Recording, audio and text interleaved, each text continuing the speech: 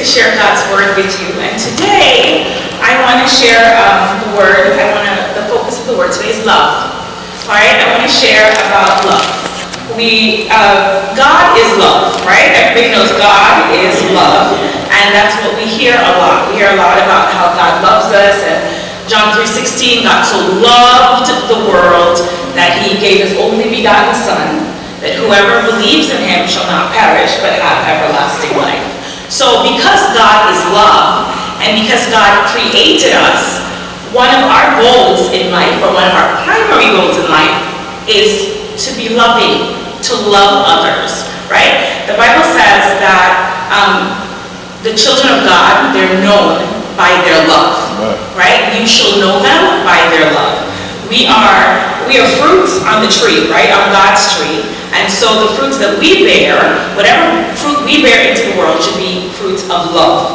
Because we're coming from a loving Father, right? Our loving Father. And love, of course, means very many different things to different people, right? So years ago, when Lauryn Hill's album, The Miseducation of Lauryn Hill, came out, there was a segment between each song, and they talk about what's love. And so the kids in the class gave different definitions for love, and some of it was like, oh, I noticed she was looking at me, and I felt, I know she loved that kind of. There's several different types of love. Okay, we're all aspiring to the love spoken about in the Bible, the love God has for us, which is that agape love. We are all aspiring to love others in a way that is an everlasting love. A love that is not based on conditions. Even though, and I want to clarify this before I go into the types of love, we hear a lot in the world that God's love is unconditional. And unconditional is one of those words that mean that no matter what you do, it doesn't matter what you do, God will always love you. And unconditional love, or the word unconditional, when linked to love, is not found anywhere in the Bible. You're not going to find that combination in the Word of God. There's a lot of words that describe God's love, but unconditional is not one of them. Although we can say with honesty that God loves us, with God's promises for us are conditional. For example, God loves us so much that if we choose him in this life, we will spend a life with him in eternity. We will go to heaven and we'll walk on those streets of gold, and we won't need the sun or the moon. The whole earth, the second coming will shine because of the light of God's love in that world. Yes, that's a promise of God, that if we are saved in this world, we'll be saved for eternity. However, God also loves us enough that he allows us to make that choice. You don't have to choose God. No one has to say, you know what, I want to serve God. That's a choice that people make. And when you choose not to serve God, there are consequences.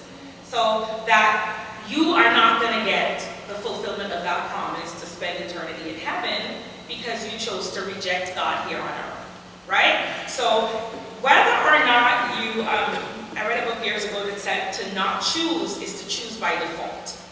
To choose to love God means that you have come to that conclusion in your heart. Your heart has been pricked, it has been moved, that you've been convicted by the Holy Spirit, and you realize that life is not really worth living if it's not surrendered to God. You realize that I need God in order to have peace and to have joy and to have just spiritual prosperity in this world. And we're talking this morning about success, because this world is so built on what success is. Oh.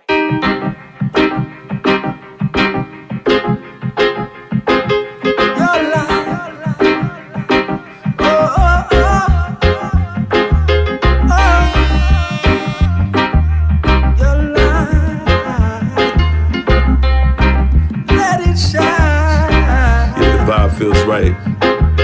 People tying lying, brothers dying, mothers crying, leaders lying. Most try, but I put my trust in the Most High. I look to the sky and ask God why. How long will they kill the prophets? God told me to speak like them prophets from them olden days. Gotta hold for them golden ways. Gotta give them all the praise. Gotta hold on. It's so nice and I love so spicy. Watching that eating rice, it's like a movie, like the theaters. Now we love it because we eat it. So